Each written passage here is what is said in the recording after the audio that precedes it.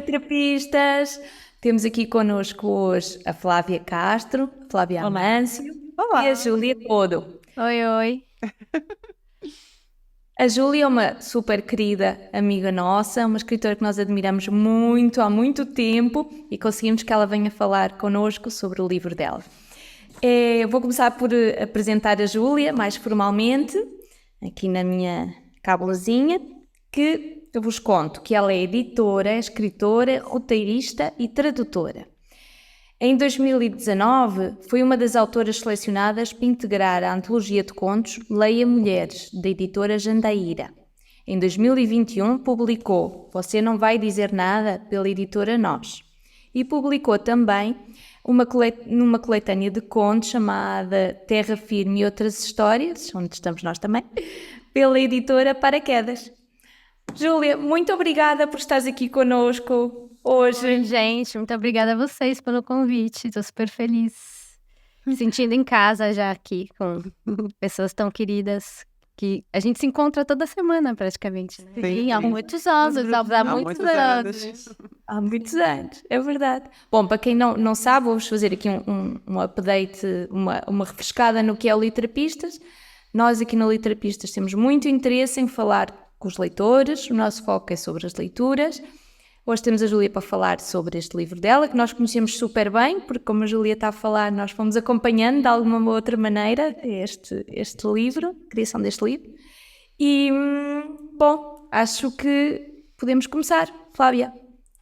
Vamos, sou eu, primeira. Do que eu fico te ouvindo, você é tão boa, tão natural, que eu fico, já tá relaxada, agora sou eu. Ô Ju, a gente passa aqui pelo começo, sempre fala um pouco sobre a trajetória leitora. Pra gente no Literapistas isso é importante, né? O que você lia quando era criança, se você era uma criança que lia muito, o seu encontro com os livros aconteceu em algum outro momento, e você contasse um pouquinho pra gente aí qual é essa história. Sim. Eu era uma criança que lia, assim, minha mãe sempre incentivou muito, tinha bastante livro em casa, e eu gostava muito de que contassem histórias pra mim também. Eu tinha até, por exemplo, meu avô gostava de ler a Bíblia, que a minha mãe, por exemplo, não seguia nenhuma religião, meu avô era muito católico, mas ela sabia que eu gostava das historinhas da Bíblia. Eu já gostava. Então, ela deixava, assim... Só que aí é quando começavam uns negócios muito... Que ela achava muito repressor e coisa assim. Ela fica... Ou tinha morte. Ela fala, não, pai, isso não. E aí... Mas eu adorava as historinhas, por exemplo. Pra mim, não era religião, eram histórias, narrativas. E lia as histórias. Aí, quando eu li também, comecei a ler, eu gostava muito. Enfim, e... Fiquei... Enfim, agora não vou lembrar os livros que eu lia, mas eu gostava do do Ziraldo, com certeza, isso eu lembro. Sim. E eu acho que o que eu mais lia mesmo por mais tempo foi história em quadrinho, e eu gostava da Turma da Mônica. Era só isso que eu gostava, assim. Até hoje, se eu pegar um gibi da Turma da Mônica, eu lembro. Você vai se divertir, né, Júlia? Sim. E aí, mais pra frente, eu acho que eu tive uma fase, assim, mais pré-adolescente, que eu comecei eu acho que na escola teve alguns livros que me deram, talvez não fosse época ainda de eu ler, que eu fiquei meio com birra, assim. Então, eu teve um período que eu comecei a parar meio que de ler, eu lia mais... Você lembra de histórias desse de birra? Eu não lembro. Eu lembro... Não lembro que eu fiquei... Mas isso na pré-adolescência, eu não vou lembrar os nomes agora. Mas aí teve... E olha só, o que me fez retomar o gosto pela leitura foi o Machado de Assis. Também que foi dado na escola, e eu achei que eu ia achar um saco, e eu peguei, era Memórias Póstumas de Brás Cubas. Eu peguei, assim... Imagina um livro do século XIX, eu não conseguia parar de ler, e aí isso, assim, pra mim, voltou a literatura pra mim, assim. E a partir daí eu comecei a amar de novo ler. Que legal. Então, eu acho que é isso, assim, pra mim, ele é muito irônico e tem um humor ali também. Sim. Então, aquilo me pegou na época, eu não desgrudava do livro, porque, assim, E aí, pra falar assim, autores também? Não, o que você quiser. Eu ia até te perguntar, esse do Machado de Assis, se você teve a oportunidade de ler de novo. Você leu mais recente, anos depois? Eu li, esse eu li. Mas eu li mais depois, eu li mais os contos. Mas eu reli o Memórias Póstumas em algum momento, sim. Porque é tão interessante, É né? muito interessante. Quando parece que é outra coisa. Você Sim, fica com sim. aquela memória, né? Igual a memória dos lugares da infância. Você pensava que era enorme, era grande. Você tem a oportunidade de voltar, parece que o negócio é diferente, né? Se apresenta em outros detalhes e é incrível isso. Legal. Mas... E aí, enfim, aí eu acho que teve essa fase, assim, eu tive uma fase Ítalo Calvino também, que eu amo até hoje, mas, assim, muito forte. Que também fez parte dessa parte de se apaixonar pela literatura dessa época. E aí teve uma fase de literatura latino-americana, assim, bastante do boom, né? Mas é que eu fiquei fissurada em literatura latino-americana. E até hoje eu sou. Mas assim... Mas alguns escritores em especial. sim, eu acho que assim, esses... o Borges e o Bioy Casares, e a Silvina Ocampo. E aí também Cortázar, o Gabriel Garcia Marques, eu lia muito naquela época, e Juan Rulfo, mexicano. Então, assim, Tô com ele aqui, você acredita nisso, gente? Como vale pra vocês que as coisas não estão a caso aqui? Olha lá ele. Ai, Onete também. Então, teve uma fase, assim, que eu só lia, fiquei realmente fissurada por... E eu gostava bastante de realismo mágico e tal. Teve essa fase também muito forte, literatura latino-americana, que hoje em dia eu leio os contemporâneos também, eu gosto muito ainda. Mas, e eu acho que assim, eu gostava muito da Lígia Fagundes Telles e da Clarice também, mas eram mais os contos que eu lia nessa época delas. Eu acho que é isso, assim, de formação, assim, dessa primeira fase, assim, minha leitura, acho que eram esses, assim. Devo estar esquecendo alguém, com certeza. a gente sempre esquece. Não tem como lembrar de todos. Não tem como. Sim. Então tá bom. Mas ó, Júlia, sou eu? É você. Eu tava assim, ó, bem quietinha aqui, olhando pra você. Pulei, desculpa. Não, faz mal. Fiquei só a pensar que estava perdido. Júlia, tens algum livro ou sim, que tu associes com o começares a querer escrever? Se tem algum livro... Olha, não vou saber, assim, mas... eu acho que... uma coisa que eu esqueci de falar que eu acho que tem a ver com isso, que são os cronistas. Que eu lia muito cronistas e eu acho que eu lia me dava vontade de escrever. Então, sei lá, o Rubem Braga, Paulo Mendes Campos, Fernando Sabino, eu lia muito, gosto muito ainda. Luiz Fernando Veríssimo, que tem essa coisa, assim, do cotidiano e de prestar atenção nas coisas pequenas, comezinhas da vida e tal, e do humor, que eu acho que talvez tenha partido um pouco daí, assim, a vontade de escrever com a crônica. Bom, o pessoal, tem gente que acha que a literatura é menor, crônica, eu não acho, mas eu gosto muito e talvez tenha partido um pouco daí, minha vontade de começar a escrever. Agora, todos esses, assim, que eu citei fazem parte também desse start, assim, né, de querer... Sim. A outra curiosidade que eu lembrei é uma coisa bem engraçada. Quando eu era adolescente, eu gostava de ler, eu gostava de mitologia grega. Uma época que eu fiquei fissurada por mitologia grega. E eu ficava lendo coisas... Eu não lia, né, sei lá, o Homero, a Odisseia, a Ilíada. Eu não li o texto original, mas eu ficava lendo tudo quanto era dicionário e livros sobre mitologias gregas que descreviam os mitos. E isso era o que eu mais lia, assim, na adolescência. Era muito engraçado quando eu era adolescente, eu era realmente estranha, porque eu, sei lá, meu quarto tinha pôster do Brad Pitt, de futebol, que eu adorava futebol, então tinha pôster de futebol. Você ainda gosta de futebol? Gosto, mas menos do que eu gostava. Antes eu gostava muito mais do que eu gosto hoje. E coisa de mitologia grega. Era uma mistura. Que demais, muito bom. Muito bom. Eu adoro também, a gente compartilha dessa mesma paixão. Eu tenho até uma pequena guerra de Troia, assim, na minha estante. Montei lá pra mim. Mas conta então pra gente, Ju. Fala pra gente um clássico e um contemporâneo que você tem adorado e que nos recomenda. Nos recomendaria. Tá, um clássico. Ai, agora pra escolher. Eu vou falar, sei lá, Invenção de Morel, do Bioy Casares, que eu acho que todo mundo devia ler, que eu acho um livro curto, assim, e tem tanta coisa ali dentro, assim. Assim, eu poderia falar muitos outros, gente, mas sei lá, agora eu lembrei. Tem, pra gente que lê muito, tem muitos outros. E contemporâneo. Deixa eu ver. Eu vou falar. Tem o Arquivo das Crianças Perdidas, a Valéria Luiselli, que eu gostei muito. Agora eu vou falar vários, gente. Mandíbula, da Monique Orreda. E eu li faz pouco tempo de um escritor senegalês, que é o Mohamed Mbougassar. É um nome que eu não sei falar, obviamente, não sei pronunciar. Mas esse livro que chama Mais Recôndita Memória dos Homens. Dos homens.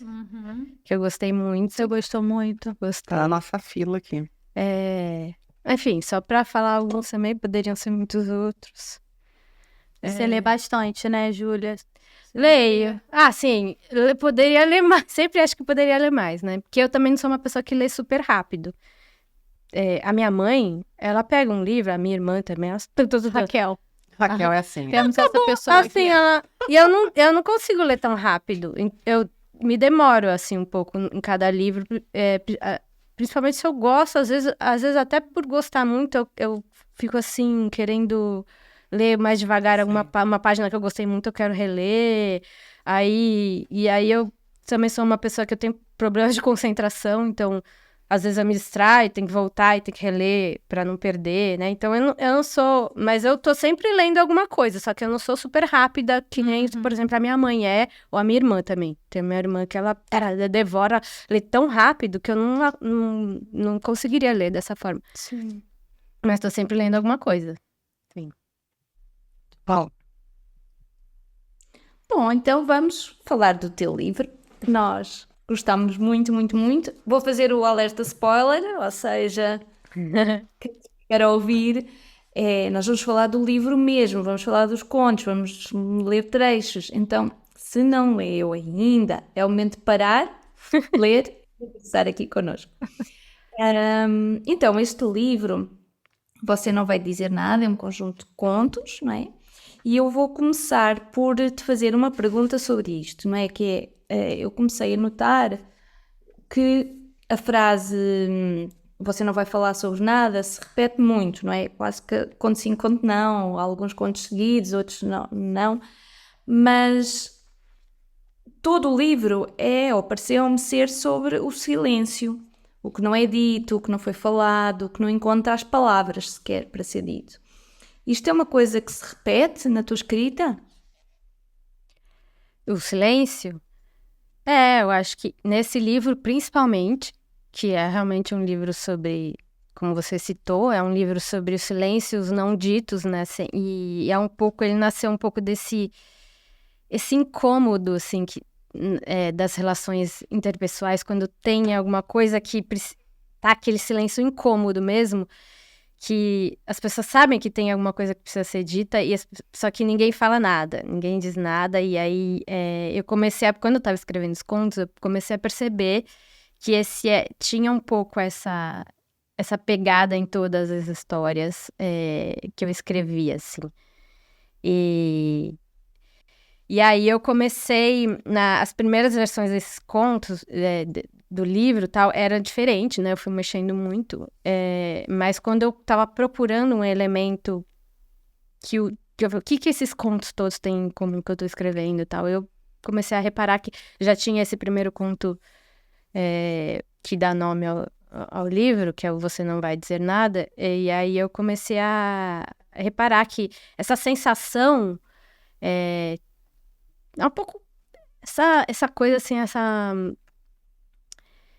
esse incômodo mesmo com a incomunicabilidade, assim, e a dificuldade de entendimento, assim, entre os personagens, entre as pessoas e os não ditos, né? Então, aí, comecei a colocar mesmo nas histórias, buscando uma coisa, montar uma unidade no livro, que ele ficasse um cara de livro, não só como apanhado, né, de contos. Sim. Eu comecei a forçar isso nas histórias, quando eu estava na fase de reescrever e tal, e organizar o livro.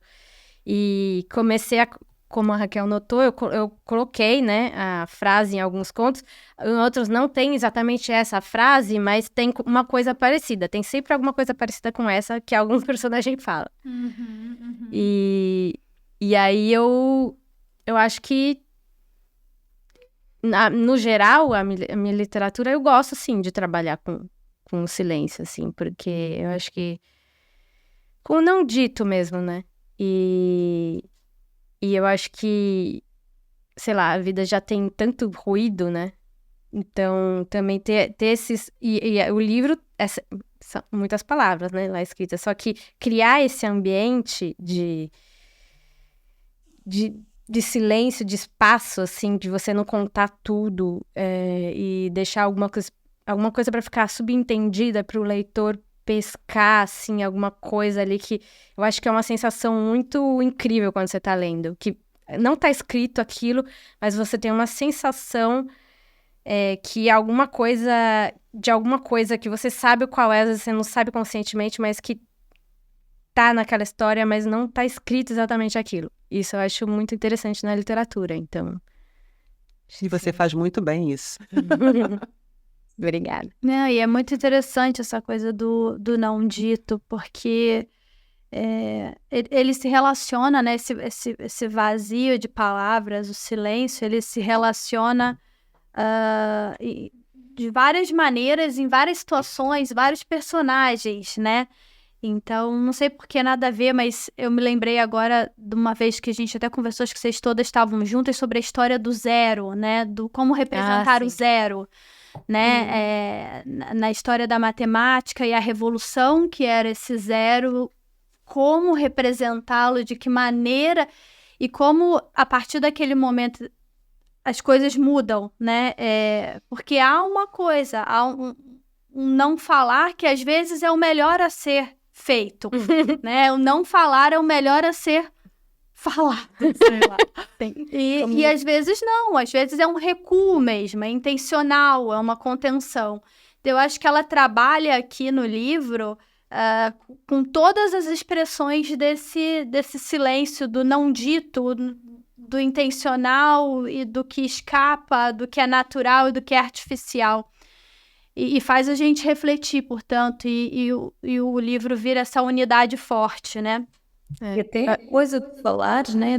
Em alguns momentos tu falas expressamente, você não vai falar nada, né? É uma denúncia desse, não é? É ao mesmo tempo expor a situação e já ir contra ela, não é? Já dizer assim, está todo este silêncio, não é? Está todo este não dito, e de repente eu escancaro isto e digo, e agora, né? O que é que vem, né? Então isso é muito interessante, porque alguns contos a gente fica com o silêncio para nós e ficamos, né? A pensar neles e a pensar, nossa, porquê que isto está... Pensar naquele dos sereias, por exemplo, né? Que a gente fica... Parece que a gente está a olhar para a estrada com aquele silêncio que aquela mulher está a viver. Mas noutros a gente fica mesmo com aquele impulso de vá, diz alguma coisa. Eu acho que às vezes o silêncio tem também, né, quando você está incomodado, que é uma sensação de solidão quando a pessoa não fala. E você está com alguma coisa assim, você não consegue falar, tem uma dificuldade, porque nem tudo consegue ser dito, assim. Nem tudo consegue ser expressado com palavras. Então, você tá com alguma coisa que você quer falar e não consegue, aí o outro também não consegue, e aí eu acho que é uma sensação de solidão muito grande, esse momento. Sim, e às vezes é o que eu tô te falando, acho que tem uma questão da solidão, porque você escolhe não falar, né? Ou que o outro escolheu não falar. Mas também tem uma solidão da não compreensão de si mesmo. Sim. Tanta coisa que aflora. Sim. Você tá ocupado com tanta coisa que você não consegue Você não consegue escolher colocar uma. Você em fica palavras atordoado. o que você tá pensando. Então, às vezes, é isso, a palavra, o texto, a fala, não é suficiente. Não é suficiente. Então, eu acho que não dá conta. não dá conta de tudo, do que a gente tá pensando, do que a gente tá sentindo. Então, tem um pouco disso também. Júlia, e outra coisa que eu notei, assim, muito no teu livro, é que tu trazes muitos elementos, tipo, da realidade como base para a reflexão. Estou a pensar, por exemplo, na questão do nome oxigênio, ou do processo da decomposição da baleia. Então eu queria que tu nos contasses um pouquinho como é que tu fazes a tua pesquisa, ou seja, de onde é que te surgem estas coisas, como é que tu vais atrás de sabê-las, como é que é? Eu faço bastante pesquisa, mas eu acho que eu escuto coisas, né? Pesco e eu faço muitas anotações, assim. Eu pego meu celular eu fico... tem um arquivo lá que eu vou colocando coisas. E às vezes eu mando pra mim, quando tá mais fácil, eu mando pra mim mesma no WhatsApp. Então, meu WhatsApp comigo mesmo, assim, eu falo, eu respondo. Mas é uma loucura, assim, a troca no WhatsApp, as coisas que eu escrevo. E aí, depois, eu faço muita pesquisa na internet, né? Então, às vezes, sei lá, quando eu vou escrever algum conto, às vezes tem um lugar que eu nem conheço, ou um lugar que eu vou imaginar, eu boto lá no Google Street View, por exemplo, fico vendo. A internet é um saco sem fundo, né? Então, aí eu vou... tem esse hiperlink, né? Que uma coisa vai linkando com a outra, então vão surgindo várias ideias, assim. Então, eu vou pesquisando, aí eu vejo alguma coisa que eu fico, nossa, que coisa estranha e maluca, aí eu começo a ficar pesquisando muito aquele assunto, aí depois entro em outro, e aí nisso, eu acho que a minha criatividade vai funcionando um pouco assim, aí eu vou anotando coisas que eu acho mais interessantes, por exemplo, a da baleia, que ela comentou, eu tava escrevendo esse conto, que é o primeiro do livro, incrível. eu tava... E eu tava... Tinha esse casal no carro, nessa viagem, que não... Queria falar um pouco dessa coisa deles. É um fim de relacionamento já, né? Uma relação que já tá acabando. E aí, essa coisa deles ficarem em silêncio no carro durante essa viagem num lugar bonito. E aí, Só que eu tava escrevendo esse texto e aí ele... eu tava achando que faltava. Eu falava, tá chato, tá faltando alguma coisa. E aí... Bem nesse momento na época que eu tava escrevendo, ele tava lá meio abandonado, que eu não tinha conseguido terminar, eu li uma matéria. Eu acho que tem isso, quando as coisas às vezes caem no meu colo. E aí, eu li uma matéria sobre uma baleia que tinha explodido na China. Eu falei assim, como assim? Eu não sabia que baleia explodia. E aí, eu fico assim, quando aparece uma coisa muito maluca, aí eu comecei a pesquisar loucamente sobre baleias explodindo.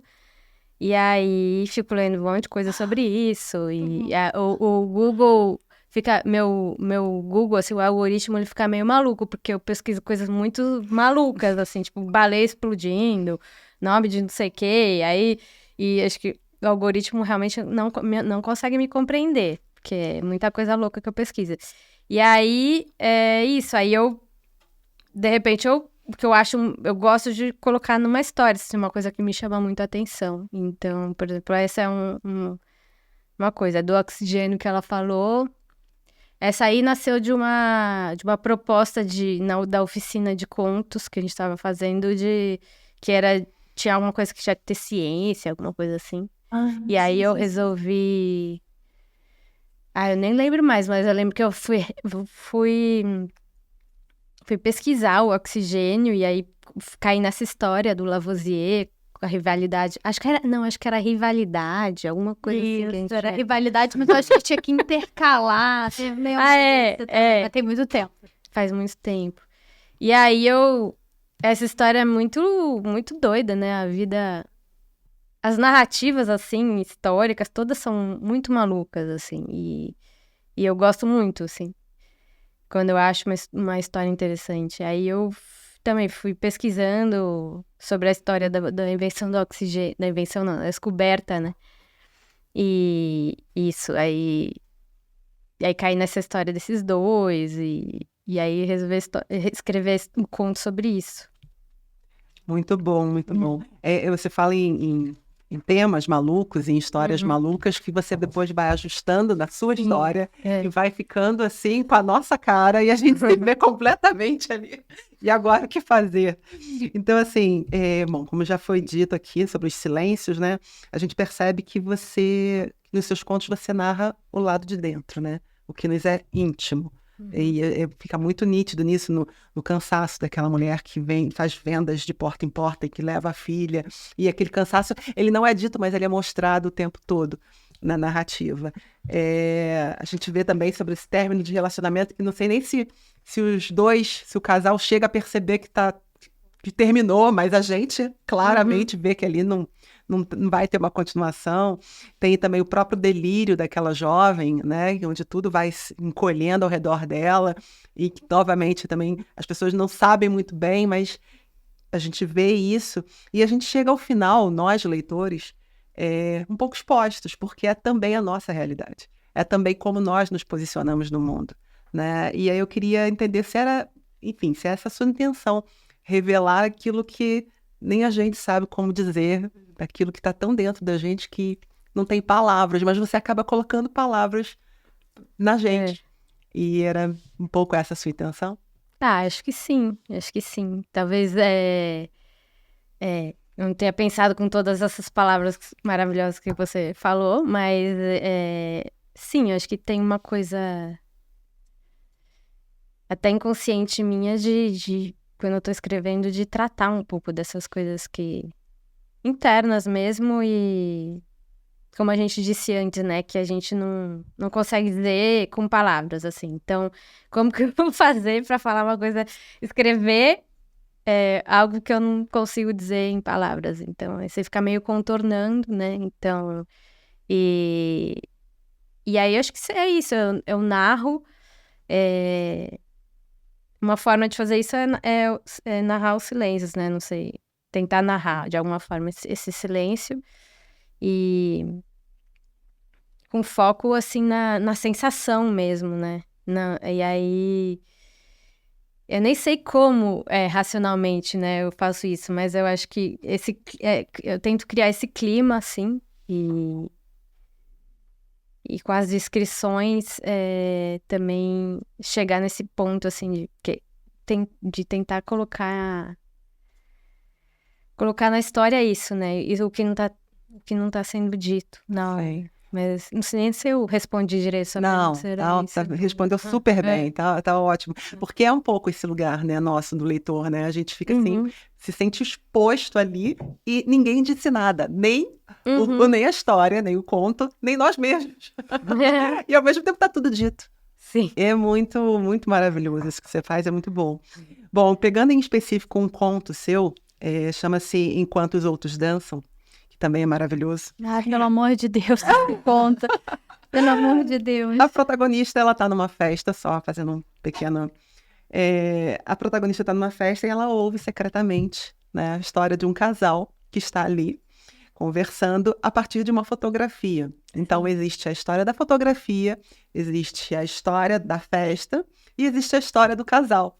E é muito interessante que essa protagonista, ela se coloca numa posição em que ela consegue ouvir, mas não completamente a história, mas ela cria uma história para ela mesma a partir dali. Então, são várias histórias que se interrelacionam, que é muito interessante, que faz pensar, é assim que você cria suas histórias?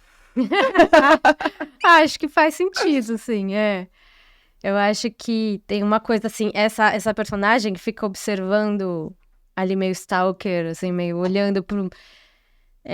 ela é um pouco escritor, né? Como o escritor é na vida, eu acho. Porque você fica muito... Às vezes você fica de fora nas situações. Às vezes eu me vejo, assim, que eu começo a observar muito o que tá acontecendo, a vida das pessoas, as coisas, e eu começo a me desligar um pouco de você mesma. De mim mesma, só que ao mesmo tempo, por exemplo, você tá observando uma conversa, você não tá participando da conversa, você não tá vivendo, você tá, tipo, observando, então você tá meio que de fora, assim, e aí entra a imaginação, né, a criação ali, porque é isso, você tem só um pedacinho da história. Você só tá vendo uma parte. E aí ela vai preenchendo com coisas, mas... E ela tá nessa situação acho, de solidão, né? No meio de uma festa. E fica olhando para esse casal que tá vendo uma fotografia e ela vai... Isso, acho que, como você falou, ela vai construindo, né? Uma história que é dela. Uma história que também... Passa a ser dela, exatamente, porque é isso, você vai construindo com a sua referência, né? Com seu repertório de vida, com o que você tá sentindo, vai influenciando a história alheia, né? Ou a história que você imagina. Então, tem a ver um pouco com o ofício do escritor, eu acho, esse conto. Foi legal que você comentou, porque esse é um dos contos que as pessoas menos falam e é um dos mais antigos, assim. Nossa, eu nem lembrava mais dele. Nossa, eu não lembrava dele como. Sim, é muito maravilhoso. Então, assim, preciso dizer como, porque o ponto é o seguinte, acho que teve um momento em que é isso, né? Você fala assim, cara, estou apaixonado pelo escritor e este momento foi este conto e eu me lembro da oficina, eu me lembro que eu estava usando quando eu li o conto da Júlia. E o que é interessante aqui, que vocês estão falando, a personagem vê esse casal, mas é um casal que está numa situação estranha. Ela não sabe qual é a história, não estão necessariamente juntos, e tudo que ela descreve é esse gestual, né? É o que ela consegue capturar do som, são os silêncios. Então, a gente vai construindo, e é possível que cada leitor construa uma história diferente. Então, até tenho ele aberto aqui, ó, para não dizer que eu queria ler um trecho para vocês perceberem como a Júlia constrói esse lugar e como a nossa imaginação vai fazendo as emendas e cada um pode construir essa história de uma determinada maneira, né? Eu, naturalmente, aqui tô vendo um romance antigo, enfim. Ele diz o seguinte, ele fala, sabe quando você... Não, primeiro, ele bebeu vinho, ela bebeu vinho. Eu me curvei na direção do prato e fingi estar concentrado no ato de erguer e baixar o garfo, erguer e baixar os olhos. Isso é quem está observando. Observava às vezes o fundo do salão, mas não queria que as pessoas da empresa me vissem ali, que me chamassem para sentar com eles, me obrigassem a perguntar sobre seus filhos, sua casa nova, sobre a última viagem que fizeram, a comentar as semifinais dos campeonatos e as delações premiadas, a criticar as multas de trânsito. Quem se identifica com isso não fala. E a sua irmã, ela estudava o que mesmo? Isso é o que ela ouve do casal. Publicidade, está morando no sul. Sabe, quando você estava grávida, achava que o bebê ia ser igual a vocês. Sua irmã, sua mãe, você, todas estão parecidas. Ela está ouvindo o que eles estão conversando. A Clara se parece com o Mário. Eles ficaram um pouco em silêncio e deram mais goles no vinho. Ela olhou para a noiva, deu um sorriso e acenou. Uma moça derrubou uma taça e o garçom veio limpar com o esfregão.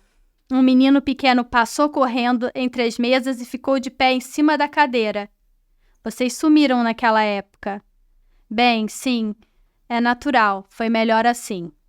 Então, assim, a coisa como ela está construída e a emoção e a forma como você, de repente, se percebe comprometido naquela história. Como leitor, como parte integrante, né? Acho que essa é o brilho da Júlia, a entrada da gente rapidamente em qualquer personagem, em qualquer contexto, né? É bem visual também, né? A gente rapidamente vê toda a cena. Então, Ju, olha só, além do silêncio, uma outra coisa que a gente percebeu nos seus contos é a questão do cuidado. Ele aparece no conto quando as coisas ficam pequenas, naquela mãe que não desgruda da filha e quer saber o que está acontecendo com ela, mesmo ela não contando.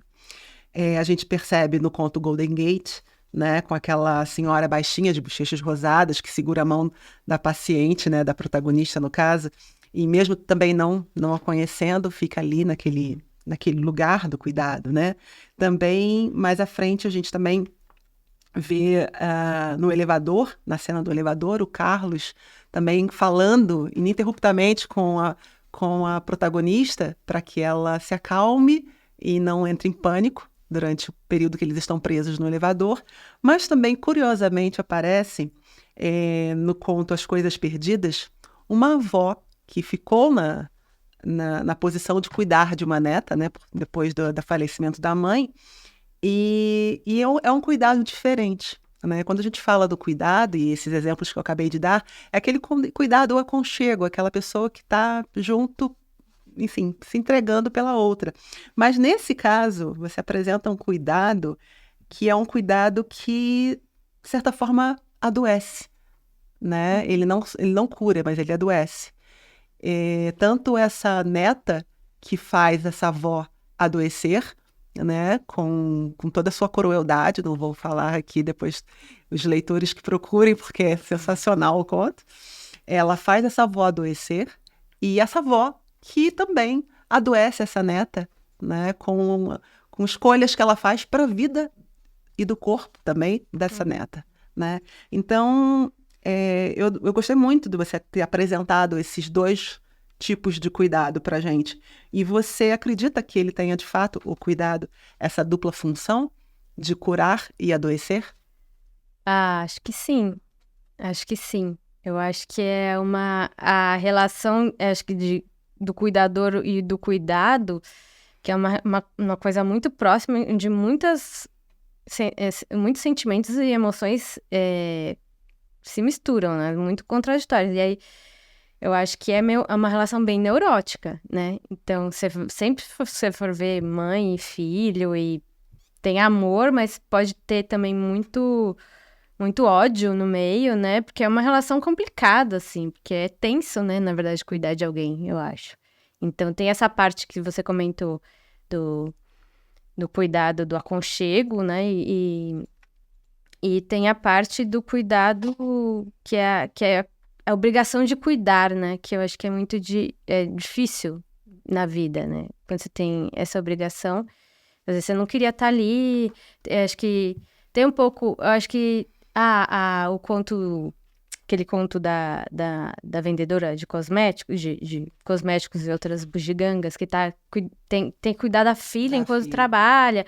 Filha é uma criança difícil, então tem toda essa coisa da maternidade, que pode ser uma coisa muito boa, a maternidade, claro, mas pode ser muito difícil também, né? Então, e aí nisso vai se estabelecendo essa relação meio neurótica, assim, meio de amor e ódio, porque você ama muito, você quer, e ao mesmo tempo é muito difícil ser responsável pela vida de alguém, né? Então, sim. E aí nessa história que você comentou da menina com a avó, é uma avó também muito complicada.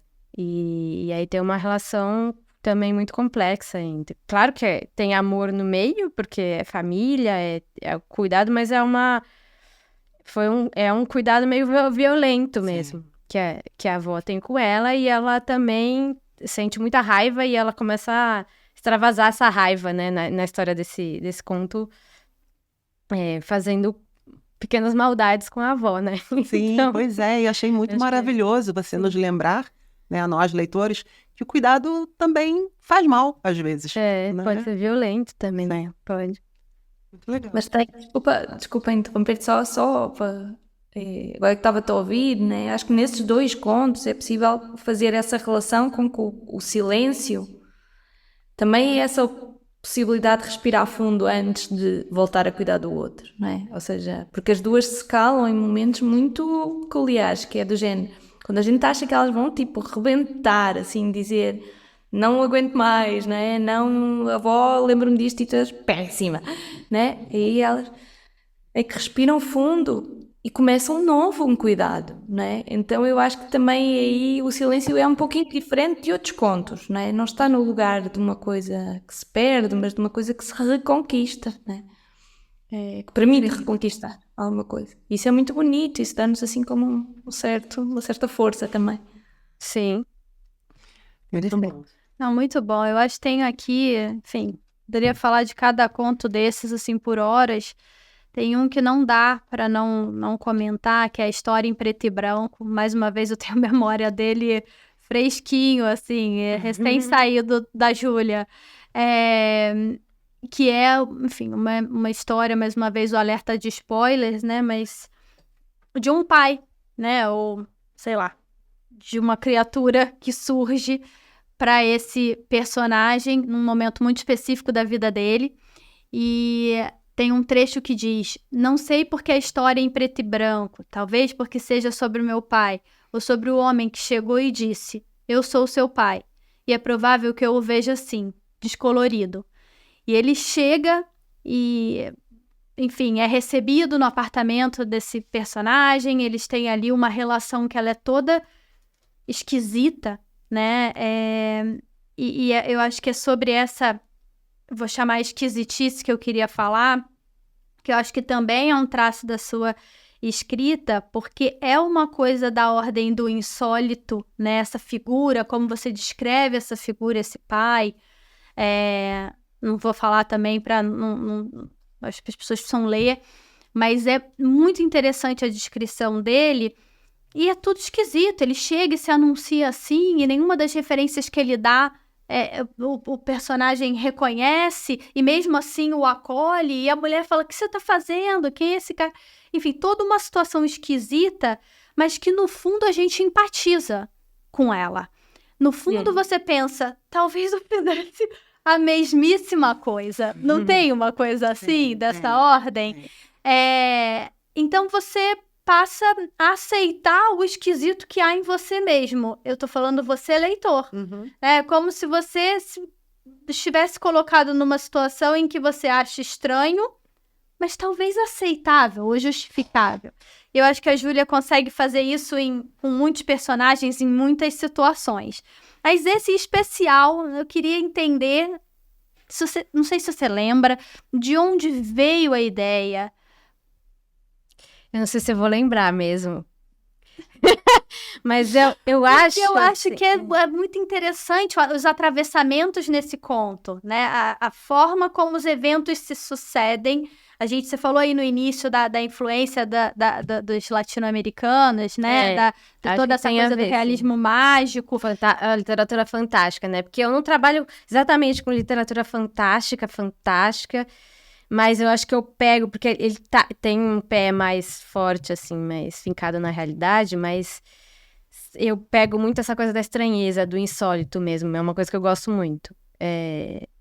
Mas é ali no limite da coisa, exatamente. Né? Tem aquele outro conto que as pessoas às vezes leem na chave fantástica, que é das coisas pequenas, que as coisas vão ficando pequenas, que eu peguei essa ideia de uma doença, na verdade, que uma doença que parece que é uma doença que existe também, das pesquisas malucas que eu faço, que chama Síndrome de Alice no País das Maravilhas. Que a pessoa vê as coisas ficando pequenas. Então, muita gente, é um conto fantástico.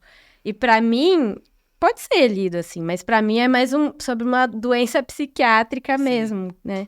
E então, a loucura é onde, né, isso, acho que o fantástico entra um pouco, às vezes, na vida, na realidade, né? Mas então, voltando a esse texto, a história em preto e branco, eu não lembro de onde saiu, esse aí é um dos que eu não lembro, mas eu acho que tem a ver um pouco, porque eu acho que vem uma coisa de imagem, não sei se tem a ver com aquele conto do Cortázar, que é de um fotógrafo, As Babas do Diabo, sabe? Porque eu acho que eu tava muito uma ideia com a fotografia na época, com essa coisa que tem o cinema e fotografia, com essa coisa da imagem em preto e branco, né? Então eu fui querer narrar uma história em preto e branco, então de pegar como que a literatura ia narrar isso, que um narrador fazendo assim esse papel do fotógrafo, do cinegrafista, assim, que vê tudo em preto e branco. E aí, agora, a história mesmo, eu não lembro de onde saiu. Eu acho que eu queria uma coisa estranha, eu acho que alguma coisa... Veio essa coisa na minha cabeça, eu acho, de chegar uma pessoa falando: eu sou seu pai, eu sou seu pai, e você não saber... Como assim? Você não é meu pai? E aí... O que se desenrola a partir disso, só que eu não lembro de onde que veio essa Mas história. só essa referência das balas do diabo, do Cortázar, Eu acho que já tem a ver. tem super a ver. Sim. Daí ele diz: o velho disse Heraldo. Deve ser um engano, eu disse. Meu nome é Luiz Otávio Cerqueira Romano. Quer dizer, então é muito bom, mas eles se encontram ali, né? E eles permanecem juntos, enfim. Sim. E E o personagem, ele começa meio que a adotar esse pai. Ele começa a querer que aquele que seja o pai dele, de fato, né? Ele Sim. começa... É muito, muito interessante. Enfim, só para dizer um desses aqui, eu tenho milhões de outras curiosidades, mas uma coisa que a gente queria te perguntar é se você tem um conto aqui que é preferido. E por que você acha que ele é preferido seu? E depois a gente quer falar dos preferidos da gente. Eu já falei assim vários, não podem ser todos, né, Raquel e Flá? Eu não sei se eu vou conseguir escolher um, não. Porque tenho dificuldades de escolher. Eu não odeio escolher. Então, você tem que falar um só, eu começo a entrar em crise. Então fala 2, 3. Mas eu vou falar que alguns, vierem na sua assim, cabeça. que eu acho que os que eu... todos esses, foi legal a conversa com vocês, porque vocês me lembraram, né, do livro. Eu escrevi já faz um tempo, então fazia tempo que eu não falava sobre ele. Então, ouvindo vocês falarem, nossa, esse conto, eu gosto dele. Eu gosto, né, eu gosto de todos, por isso que eu coloquei no livro. Mas eu acho que, assim, o que as pessoas mais comentam e que ficou marcado mesmo no livro é o primeiro. E até hoje, então eu tenho carinho por ele, porque ele é o conto, acho que as pessoas falam primeiro, é o que normalmente chama mais atenção e é o que dá o nome ao livro, que é Você Não Vai Dizer Nada. Só que, assim, as pessoas falam tanto que já para mim, eu gosto quando falam dos outros também, porque eles falam muito, eu recebo, quando alguma baleia explode ou alguma baleia calha, as pessoas ficam me mandando notícia por WhatsApp, no Instagram, pessoas que eu não conheço. Olha, tipo, legal. Então, eu tenho esse carinho por ele por causa disso, porque... Mas se eu fosse escolher hoje em dia, eu acho que eu gosto bastante da menina, da história da menina que vende cosméticos em porta e com a relação dela com a filha. Gosto... e gosto de um que a gente não falou assim, aqui, que nem muita gente... pouca gente comenta desse ponto, que é o... Gente, eu não tô lembrando os nomes dos contos. Fala. Peraí, Lembra a Vou história te falar. Não, é a segunda pior dor. A segunda pior dor. Eu gosto da segunda pior dor, porque... Não sei, pra mim tem uma coisa assim, eu me diverti muito com essa história e eu gosto de como ela ficou. Eu acho que é uma das que eu gosto mais. E o último também, pouca gente comenta, mas foi um que é os Dois Finais, que foi um que eu me diverti muito escrevendo também. E eu escrevi ele para o livro já, que alguns eu escrevi sem saber que eu ia fazer um livro, mas esse é um que eu escrevi para finalizar o livro. Então, e foi um dos últimos. E eu gosto bastante dele também, então... Mas eu gosto... Agora vocês falaram de uns que eu também... Poxa, eu gosto desse conto, então vou ficar indecisa, mas... Mas é boa essa sensação, né? De gostar deles. Eles são excelentes mesmo. Muito bons. Raquel, fala aí. Você separou a segunda pior dor? Eu tinha separado este, porque eu lembro, a primeira vez que tu mostraste este conto, assim, eu lembro então da primeira versão. E agora quando eu li, eu percebo que já não é esse. Ou seja, é esse, mas muito melhor. Então, eu perceber também esse cuidado, esse trabalho, é uma parte bonita também da gente. Sente que acompanha, mesmo que longe, sente que acompanha. Mas ele é muito engraçado porque a gente vai ficando assim, muito... Ele começa com uma coisa banal, né? Que né? Começa assim, sim, eu estou com dengue, né? Então parece que pronto, é isso, né? Nesses dias... O resultado da sorologia, falar com o médico, etc. Mas só pode ser isso, eu já sei. Então a gente fica completamente numa sintonia. Mas aí ela encontra uma carteira, né? E ela fica, não é? Começa a criar um diálogo com a pessoa que tem a carteira, o dono da carteira, né? O documento de identidade está lá. E ela começa-se a dirigir a ele e começa a ficar tão perto, tão perto, tão perto, e tudo está tão perto. Ele já é uma personagem real para ela, já é uma pessoa real, e todas as reflexões que acompanham o conto são cada vez mais reais também. Por exemplo, sublinhei este aqui. Será que o que há atrás dos olhos serve para enxergar os pensamentos? Olhos ao contrário. Será que enxergamos pior do lado de dentro quando estamos com dengue e dor atrás dos olhos? A segunda pior visão. Depois ela começa a contar a história daqui de estou a dar aqui spoiler total, mas a história de amor, não é? As histórias de amor, vai para o lugar das histórias de amor, mas ao mesmo tempo não deixa o corpo. Eu acho muito, muito incrível. De repente estamos aqui e dizemos, o problema é que não há saturação no amor. Quando conseguimos o que desejamos, já queremos desejar outra coisa. Que merda é isso? No alvo. Como é que é o nome? No Novakovsky, sei lá. Novakovsky. Eu queria um nome esquisito, assim, difícil de pronunciar mesmo. Eu gostei imenso deste. Há vários, né? Vários, assim, Sim. bem especiais. Mas eu acho que este me pegou, assim, nesta segunda leitura. Legal. Você, Flá. Então tá, eu tenho 2 favoritos. Enfim, todos são excelentes, mas eu tenho 2 favoritos. Um deles é quando as coisas ficam pequenas, né? Porque acompanhar o delírio daquela mulher que vai crescendo e ela fica cada vez mais desesperada, as coisas diminuindo ao redor dela. É muito fantástico mesmo. Até coloquei que era um delírio psicótico, mas claro que a gente lendo assim, a gente não tem como não lembrar da Alice, né? E, enfim, passa essa mensagem mesmo também de desespero. E junto desse tem o Golden Gate também, que é outro que é muito, muito maravilhoso. Eu lembro muito da gente ter lido ele na oficina. E ficou muito essa imagem da Golden Gate na minha cabeça, daquele protagonista, enfim, se jogando ali. E eu recentemente estava lendo um livro, até do Joseph Campbell, e ele cita ele cita um filósofo que é o Schopenhauer. Foi feita uma pergunta para o Schopenhauer e sobre por que nós nos colocamos numa atitude de risco quando vemos alguém, enfim, próximo da morte. Quando você vê alguém que vai ser atropelado, você vai lá e pula para tentar salvar. Ou se alguém pulando de uma ponte, você tenta segurar, né? Correndo risco em todos esses momentos de ir junto, de morrer junto. E aí Schopenhauer diz que, enfim, não com essas palavras, de uma forma mais densa e complexa, mas basicamente isso, que é o véu que cobre os nossos olhos, o véu que nos segrega, que nos divide, ele se desfaz. E não é mais o outro que está pulando da ponte, e sim eu. Eu pulo.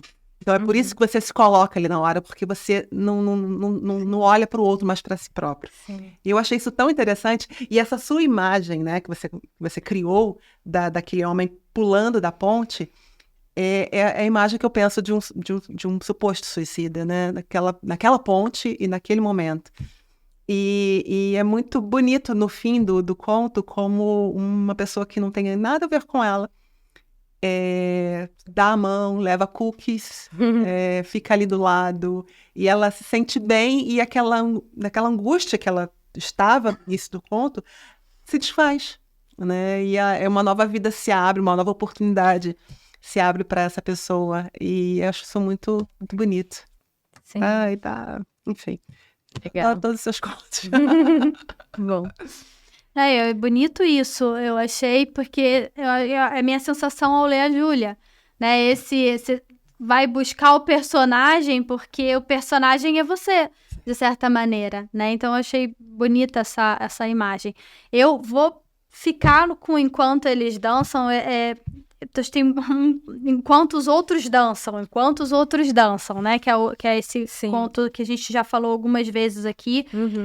Eu acho que tem uma questão aqui metanarrativa também, e que eu gosto demais. Acho que tem uma série de coisas da escrita da Júlia aqui que também acho fascinante. De certa maneira, eu me lembro da primeira sensação ao ler, de pensar naquele Colinas como Elefantes Brancos do Hemingway, porque é alguma coisa que a gente vai descrevendo, mas não sabe exatamente o que está sendo descrito, mas ao mesmo tempo você guarda a certeza de saber.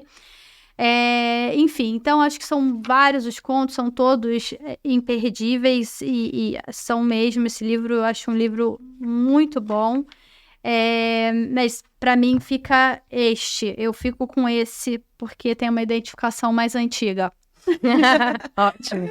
Vamos para as pirustianas, então, Raquel. Ai, meu Deus. Eu vou ter que responder coisas. Eu fico com medo, Júlia. Vou ter que escolher uma coisa só para responder. Então Outra, se tu quiseres, se ficares mais tranquila, escolhe 2, não tem problema. Ah, tá É, bom. Eu sim. vou... Ih, Não, agora tem você que liberou, eu responder vou escolher todas. 5. Não. Vou escolher 5. A Júlia de casa tem que responder todas pra parar. A gente é bem democrática aqui. Então vamos lá, Ju. Se você pudesse morrer e ressuscitar, que pessoa ou que coisa você seria? Nossa. É muita escolha. É muito frustrante. É É muita muito- escolha pra fazer. É muita escolha pra fazer, gente. Nossa, já pensou se você morre e aí você tem que escolher uma coisa só e depois você se arrepende? Pode querer ser uma de ter mesa, uma escolhido cadeira aquilo. também. Já pensou se você escolhe um bicho aí você fala, ei, não é. Ah, acho que eu gostaria de ser um pássaro. Porque, né, pelas asas, voar e tal. Mas se não, sei lá, eu acho que se eu fosse um humano, talvez eu gostaria de ser cantora ou jogadora de futebol. Bom, Tá ótimo. gente. Escolheu só 2, tá ótimo. Muito bom. Sei lá, né? Gostei dessa resposta. É você, Rafa. Então, quais são os teus nomes favoritos? Nomes? Nomes. Tipo, nomes de pessoas ou palavras? Tu quiseres. Ah, Mas nome de pessoa? Não sei se eu... Aurora? Sei lá, que é uma palavra que significa também. Acho que pela sonoridade. Mas acho que palavras... Não sei, talvez. É difícil escolher só uma. Mas eu gosto da palavra adeus em português. Também em outras línguas, em espanhol é adiós, é bonito também. Adio em italiano. Não, pelo amor de Deus. O italiano da Júlia também, a gente vai precisar falar que você fale uma palavra em italiano aqui pra gente. Que o italiano é a língua, nossa, lindíssima. Quer ver? Eu vou te dar aqui. Eu ia até te pedir isso antes, agora pra gente não deixar passar. Pera aí, ó. No primeiro, não? Tem, no Não. primeiro, tá cheio de italiano. Um deles, fala pra gente, Júlia, deixa eu achar aqui pra você ler. Tá tudo anotado, você não repara não, tá? Mas tem aqui, ó. É uma Olha, frase. não pode- É o E primeiro, uma né? placa, qualquer coisa. Lê qualquer coisa em italiano ver. pra mim que eu já vou achar lindo. Cadê a placa? Ali em cima, ó. Ah, tá. É Qualquer coisa. controle eletrônico della velocità. Gente, fala a verdade. Tem uma hora que eles estão brigando lá, a prefeitura, a burocracia italiana, que ele fala, siete veramente degli stupidi. Ah, olha isso, pelo amor de Deus. Não dá pra aguentar, não. Bom, beleza. Deixa eu me recompor aqui. E aí, a terceira, a gente já falou os nomes, né? Nomes, Já, agora é você. E qual é a sua ocupação favorita? Como assim, ocupação? Uma de profissão? ocupação de alguma atividade, Atividade que alguma eu coisa que você eu vou gosta. falar que eu gosto de ler, né? Acho que sim. Eu gosto de ler, gosto de correr. Correr? Gosto. Correr? Jura? Olha. Adoro correr. Uma sensação muito 2 boa. Murakami numa sala só, hein? É, porque eu gosto também, eu adoro. Correr é importante para dar vazão também, Sim. né? Não é? Liberar um pouco de... Cansar o corpo um pouco. Da cabeça, sair um pouco da cabeça. Se bem que eu penso muito correndo também, mas Eu então também. é outro tipo de pensamento, né? Um pensamento parece mais livre, assim, menos neurótico. Ele vai um Só que pouco tem um devagar. detalhe, né? Se você correr na rua, é perigo, né? Eu, de vez Tem em quando, esse esqueço problema. do sinal. Eu tenho um pouco de medo é disso. verdade. É. Mas enfim, tudo bem. Estamos vivas agora. É bom você lembrar disso, que eu sou bem distraída, né? Eu não tenho ficar isso atropelada. também, eu me identifico. Mas é isso, gente. Muito, muito, muito bom. Bom. Gente? Júlia, a gente Muito queria te obrigada, agradecer. É muito bom escutar vocês falando aqui com essa propriedade toda e histórias que eu fiz, né? Mas vocês veem coisas que eu nem tinha pensado, mas que com certeza estão lá de uma forma inconsciente. É muito, muito legal receber essas leituras. Obrigada, meninas. Muito bom, Ju. A gente que Obrigada. agradece. A gente tem muito a agradecer da sua presença aqui. Obrigada e volte sempre, né? Tem que voltar para comentar Tem. um livro com a gente, Sim. né? Verdade, tenho que ir pensando em um italiano, talvez, né? Para Por Júlia. favor, por favor. Assim. Pode ser. Tá bom, então, gente. Muito bom, gente. Beijo. Oh, filha.